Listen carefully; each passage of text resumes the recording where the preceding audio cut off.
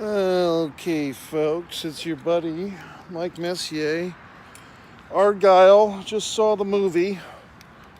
Should you see it? Should you not? I don't think I would recommend this one. I will discuss. As you know, typically I enjoy most films. This one, it never really caught my attention. Seen the previews many times over the last 6 or 8 months. The trailers have been playing for a while. Really just one trailer I saw several times, seen other films. And why was I not excited about this movie? Well, mostly because it reminded me of this other movie that came out a few summers ago. Sandra Bullock played a writer, I believe, and I believe it was Crosby Tatum or Tatum, Tatum Channing Tatum. Crosby Tatum is a friend of mine. Channing Tanning. What the fuck's that guy's name? Tatum Channing. It was like, oh, the writer's book comes to life. We've seen that in so many goddamn movies. Will Ferrell did one. The writer's imagination come to life. Okay. So in this, the most exciting part of the movie is really the opening scene. And it's really just this Dua Lipa, who I don't know too much about. I know she's got some big hits. She's a very attractive singer. She's got a great body of work. And she fits into this golden dress with this blonde wig, and she looks really great. And she's dancing with Henry Cavill. So it's all your favorite people you live vicariously through, having the time of their lives. So I don't know. I mean, the movie is what we call 15 pounds of shit in a 10-pound bag. Normally the expression, I say it as 12 pounds of shit in a 10-pound bag, but this is a whopping 15. Let me just illustrate. The movie started, official start time tonight was supposed to be 8:05. Well, the movie started playing at 8:35. 30 fucking minutes, folks, of previews, comings, attractions. I was a solid 10 minutes late into the theater, knowing that it's typically 20 minutes around here of previews. Tonight it was 30. Then the film is listed at 2 hours and 20 minutes, I believe. And it was 10:45 p.m. 8:05 I started this goddamn film, thinking it was supposed to start. Starts really at 8:35. 10:45, if I'm getting this straight, I don't know even. I don't know. It's just so goddamn long, okay? The experience was long. And I feel like, once again, if you took a goddamn surgical knife and you chopped out 40 minutes of shit from this stew, you might have a pleasant soup.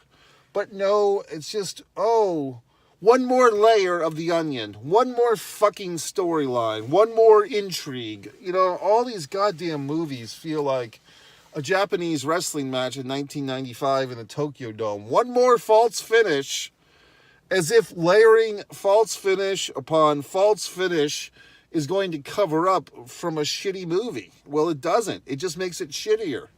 So, I don't know. Samuel Jackson plays Samuel Jackson for the millionth time. The all-knowing one, the witty one, who just swears, and he's bald and he knows everything.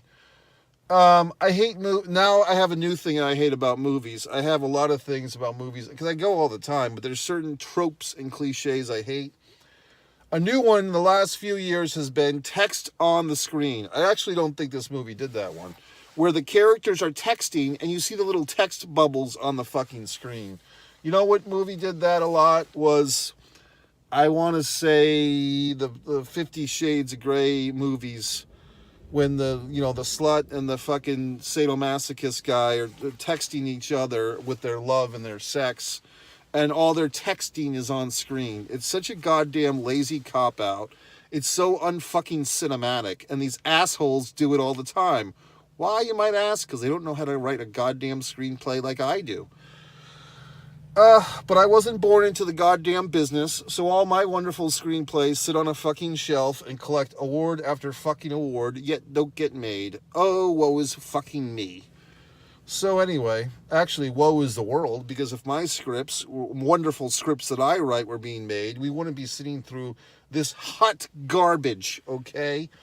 So what did this movie do that I did not like? Until I saw this movie, I didn't realize I hate this. When something is uploading and it's like the bar, you know, like when you load something on a computer and you see like the power bar and it's going from 0 and it's rising, and then like the characters are fighting to push the pause button, and then they have to fight each other to unpause it, and then it keeps going up, and then of course cut to Samuel Jackson sitting in his little man cave screaming, oh, like he's getting all excited because he's seeing the fucking load bar go up and pause. Oh, god damn it. Like, you know, I mean, I'll just break it down for you fellas, how easy that is to film Samuel Jackson's parts. So Samuel Jackson's, I'm just using him as an example.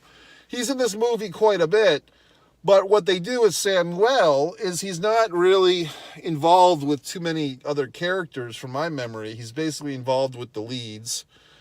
Sam Rockwell, and sorry lady, I can't remember your name, the female lead of this thing. I mean, but basically, Samuel Jackson in his man cave screaming at the power bar going up, that's just him filming in about 2 hours. They set up the goddamn cameras on a tripod, like 3 cameras. Okay, Sam, go ahead. And he just, oh, you know, Sam plays Sam. So whatever the fuck. I did hear an interesting anecdote. I don't know if this is true, but I'll tell it anyway because I'm bored.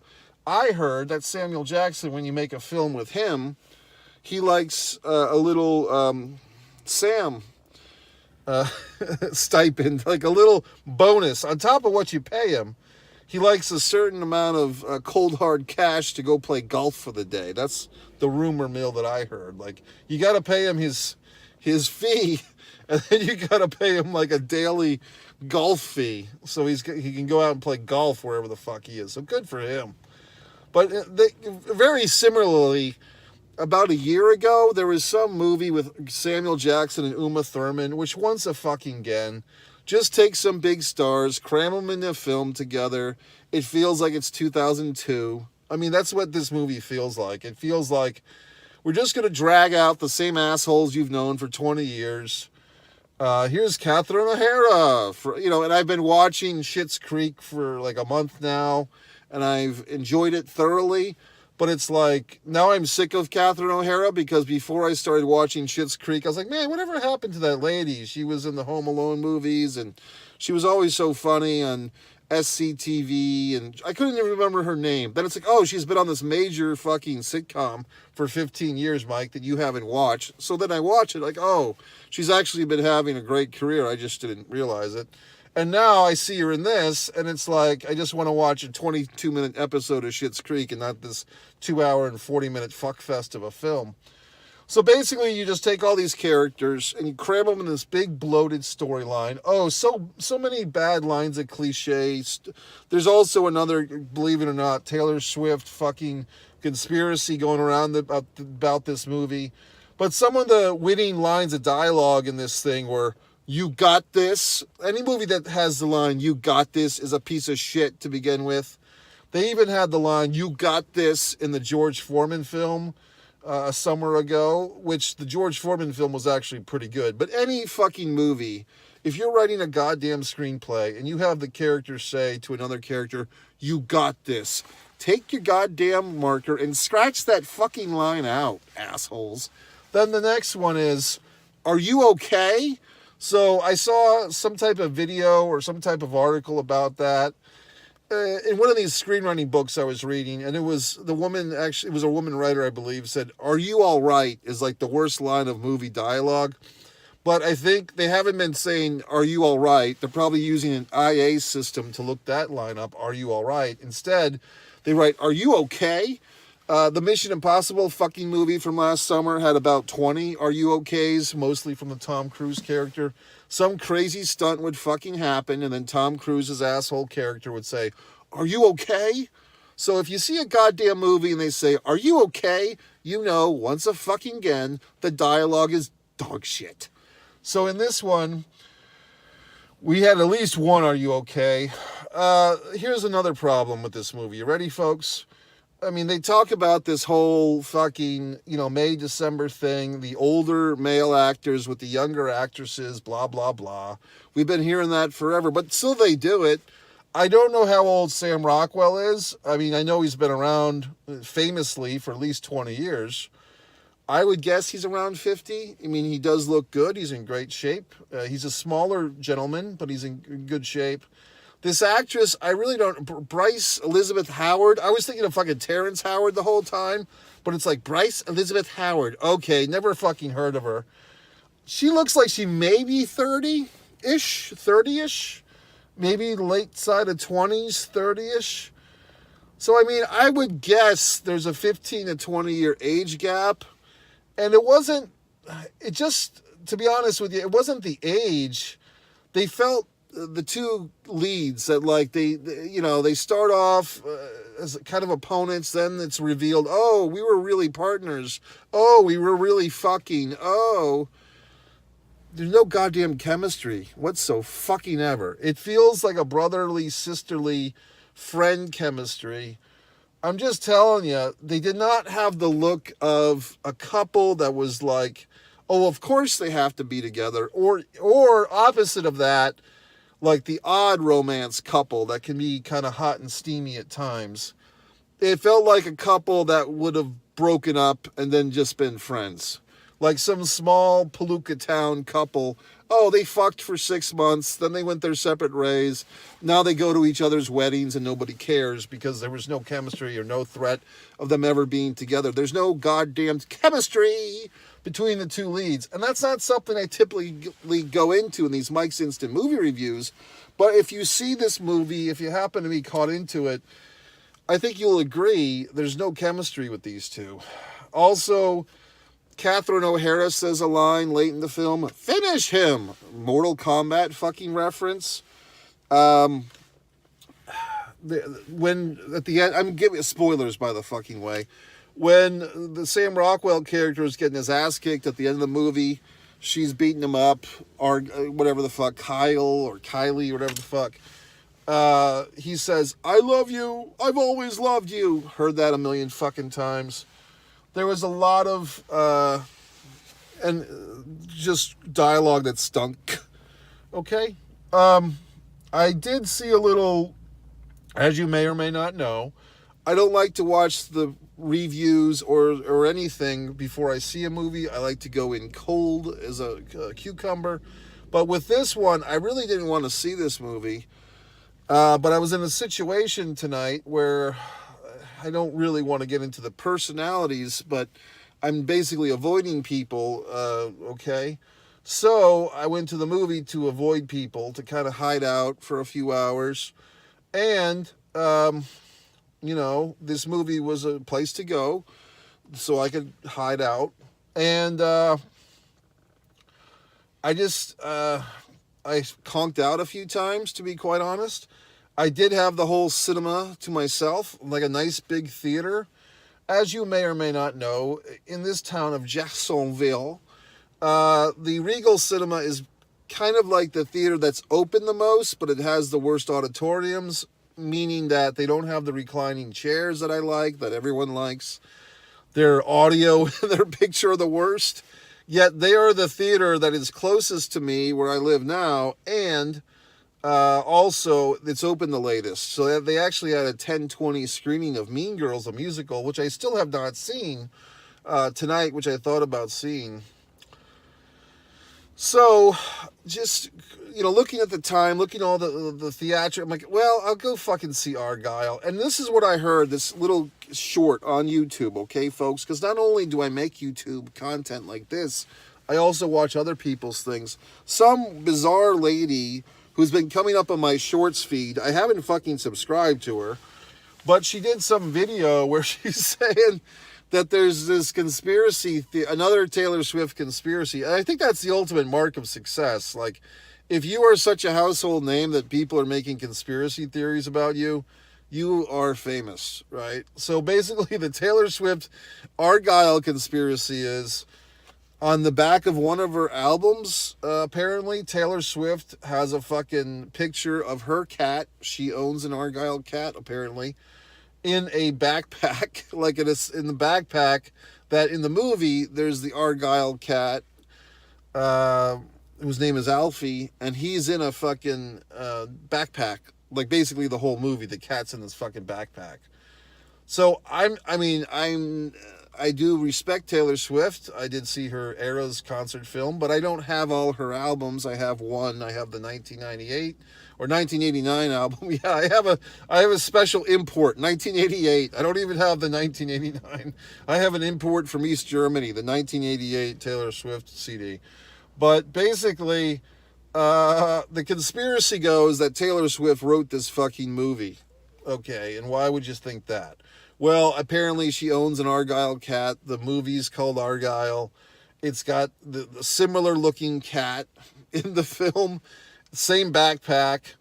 And at the beginning of the movie, when this woman, whatever the fuck, Terrence Howard's niece, is playing the fucking, studious writer version of the character, basically, she is kind of Taylor Swiftery, because I believe Taylor Swift says, "Oh, I'm just a quiet girl who stays home with my cat all week." So that's her gimmick when she's not out partying and fucking football players and so forth, and writing songs about her exes and making wonderful albums for all the people to enjoy. She's staying at home on a Friday night with her cat, is the story. Okay, fine.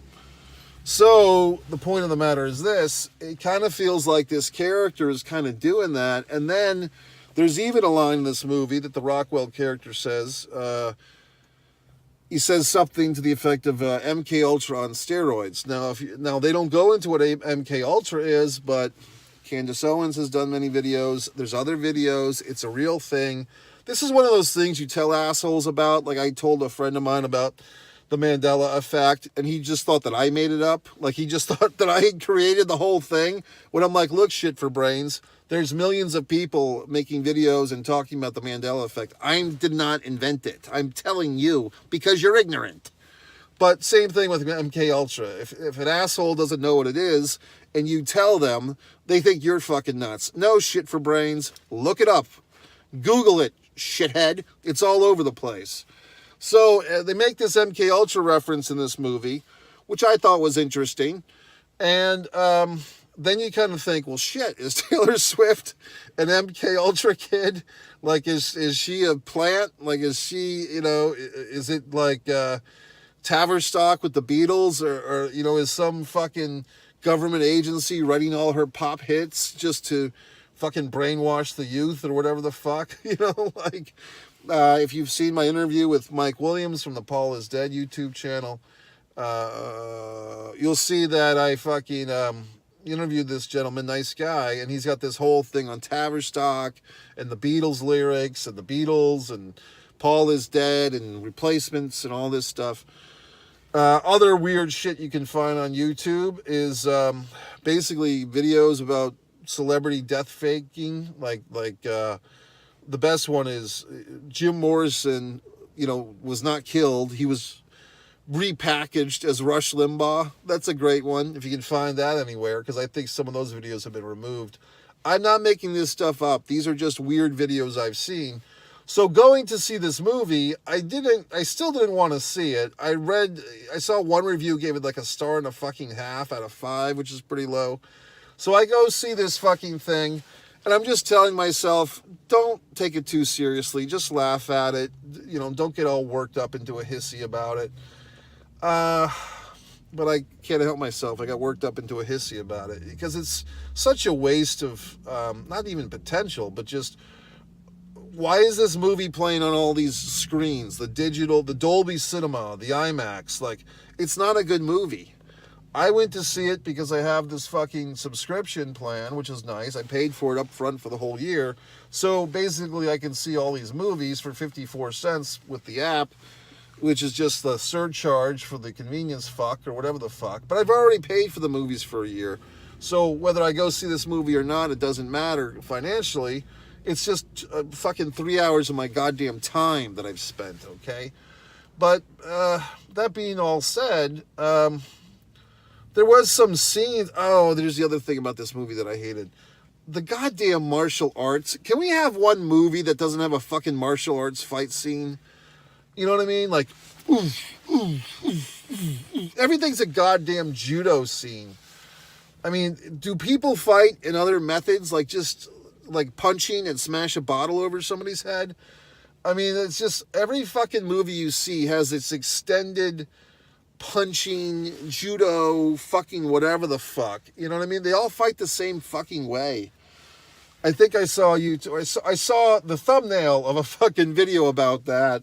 Why are all movie fight scenes the same?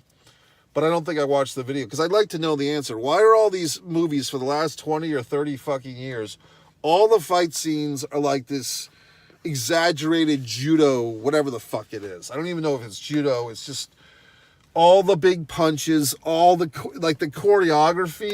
It's not the way real people fight, in my opinion. It looks choreography-ish, like the people are, you know, putting on a fucking show, like it's goddamn Kenny Omega versus a floating doll in Japan or whatever the fuck. Okay, so what else? I did like the ice skating scene in this.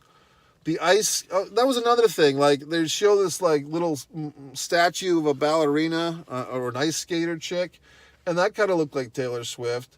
And then you see this thing where it's like, God,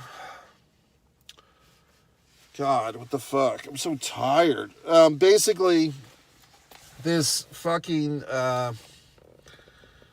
there's oil, and so the bad guys even say, one spark and we'll all blow up and we'll all be dead. So guns down, knives up, which was kind of the best line of the movie. Guns down, knives up. So all the bad guys put their guns down and they lift their knives up, and then our hero chick like fucking takes like a fucking couple of big knives and sticks it in a gun, and she makes like a pair of ice skates and she goes skating through an oil pit, and then she starts killing everybody. And here's a thought for you, which I wish I had said earlier, but I've thought about this a few times, and like, yes, I know they're just goddamn movies, but you ever see these movies like this one, going way, way back to Commando with Arnold Schwarzenegger? Remember when I said I'd kill you last? I lied. You ever notice in these movies where like the good guy, like we're cheering for the good guy or the good guys or the good girl to live and prosper and do whatever the fuck they do, but en route to what they're doing, they're killing dozens of henchmen, like shooting them. But do you ever sit there and think about, like, man, doesn't that henchman have a family? Like, isn't that henchman number 6? He's got like a wife and 4 kids, and he's trying to get, like, you know, his fucking, his uncle's dying from leukemia or whatever the fuck, and he's trying to pay the medical bills. Like, all these henchmen, like, their lives don't count. Henchmen's lives matter, for Christ's sake. I'm just saying that all these movies, as normal people, are we supposed to be cheering every time they kill a henchman? Yeah, kill that random guy. Stab him in the chest with a knife. I just think it's laziness. Like, you can have an action movie without all these collateral damages, but the deaths don't mean anything if they're not, in my opinion. If you see a movie and one main character dies and they build it up, or if even it's a surprise, like, holy shit, this character died, that means something. But in these action films where the good guys, you're supposed to be cheering for them, but they're murderers. They're going around killing all these other assholes. I know it's a goddamn movie, folks. You don't have to fucking comment. Or comment something intelligent, if you can. Type slow. I read fast, okay? But basically, all these goddamn characters are getting killed, and we're supposed to be sitting there cheering. Yeah, kill an innocent person. Or not innocent. Kill a bystander. Kill a henchman.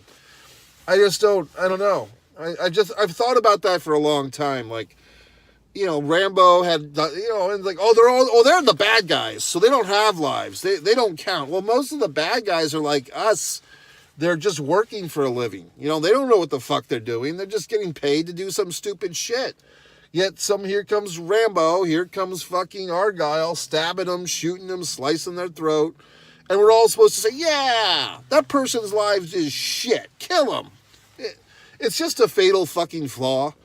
Also, another flaw I've pointed out in these Mike Sinston movie reviews, that fucking movie with the guy that plays Darth Vader now, where he was like on a fucking planet with dinosaurs, and it's like, in another universe, similar to our own, this asshole's on this beach with his wife and kid, and he happens to be wearing a shirt that seems very much like an LL Bean shirt. Because in this other fucking universe, they happen to have LL Bean shirts and khaki pants. But it's not Earth. It's not Earth in 2023 or whatever the fuck it is. It's some parallel universe where they happen to have the same, mid-priced clothing. And he speaks English like an American in 2023. But it's not our universe. It's just this other fucking universe somewhere out in the goddamn planet where this fucking Darth Vader fuck is on this island full of fucking dinosaurs. And he just happens to speak American English, and he just happens to have the LL Bean shirt on. What the fuck? You know what I mean? Or when you have, even fucking Napoleon movie. Oh yeah, it's Napoleon in France, and whatever the fuck year it is, 1450, whatever.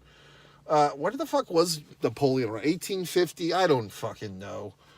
But, of course, he speaks English, doesn't speak French, because he's in France, but they're speaking English just in case anybody happens to be filming them.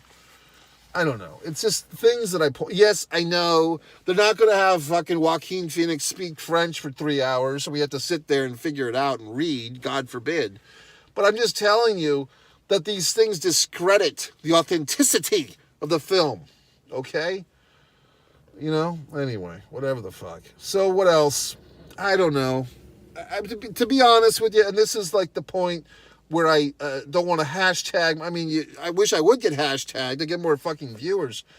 I didn't find this particular actress particularly attractive. No offense. Nice face, pretty eyes. But I feel like, to be quite frank, I feel like Renee Zellweger 15 years ago would have pulled this thing off. I never saw the fucking Bridget Jones Diaries or whatever the fuck. But I feel like, based on the commercials I've seen of Bridget Jones, the pop culture phenomena that it was once upon a time, I feel like Zellweger could have pulled this thing off. Would I say there was a lack of chemistry in this movie with her, Bryce Howard's niece or whatever the fuck, Elizabeth Dice Howard? I don't know where. I've seen her in something. But I feel like she was just very boring to me. Not only like as her writer's self, but when she gets revealed to be this spy or whatever the fuck, I didn't buy it, okay? I didn't see it. I feel like someone like, Heather Graham, they could have, maybe not now, but 10 years ago. That's why, the Sam Rockwell's 50, they're still giving him this role. Wow, look at that. That's fun. But I just don't know.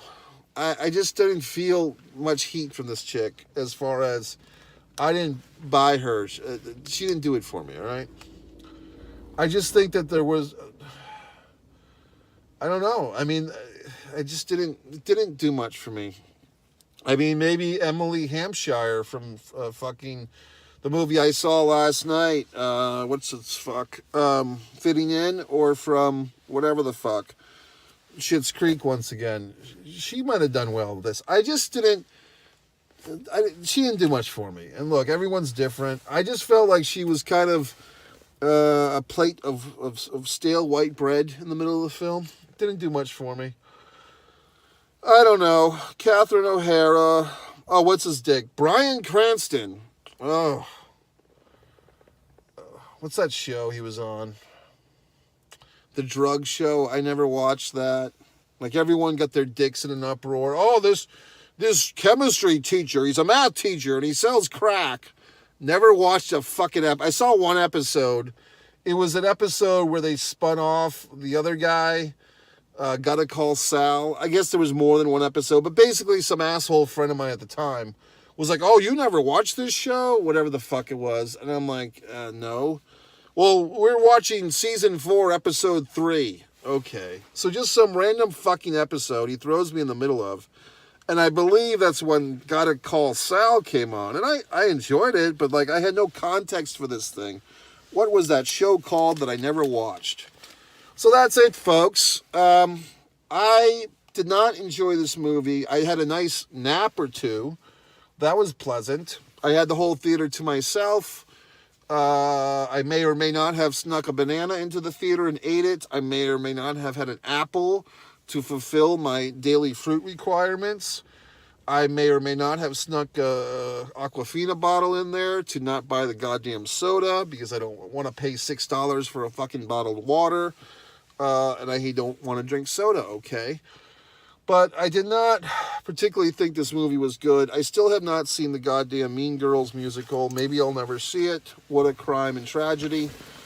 I did have an instinct tonight to go off and see Past Lives again, which I've already seen. That movie, I know it's good because I saw it. Now I'm looking for my flashlight fucking case, which I can't find. MikeMessier.com. Go there, scroll to the bottom, buy one of my fucking books, subscribe to this channel if you haven't, or don't. Do whatever the fuck you want. I mean, subscribe, like, share the videos. I say these things. It doesn't seem like that actually happens. So I don't know why I waste my breath saying these things. But anyway, folks, have a wonderful fucking night. Movie stunk.